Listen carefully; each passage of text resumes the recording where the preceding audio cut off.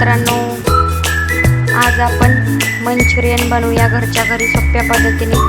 तर त्यासाठी मी घेतले आहे एक फ्रेश कोबी, त्याला खिसून घेतला आहे।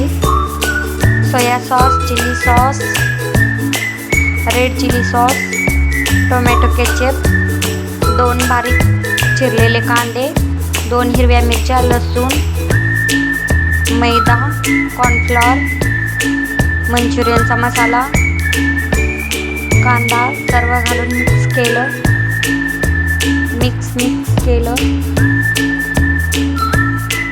पाणी लागत असेल तरच घाला, नाहीतर कोबीला पाणी सुटतं। घालण्याची काही आवश्यकता नाही, मी उगाच थोडं घातलं। तुम्ही कलर येण्यासाठी लाल कलर घातला तरी चालेल, मी नाही घातला।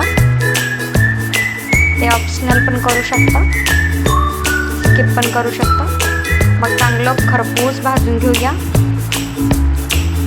चांगलं भाजू द्या। चांगलं तळण झालं ना, मग सर्व करा। बाहेरून करकरीत, आतून मऊ।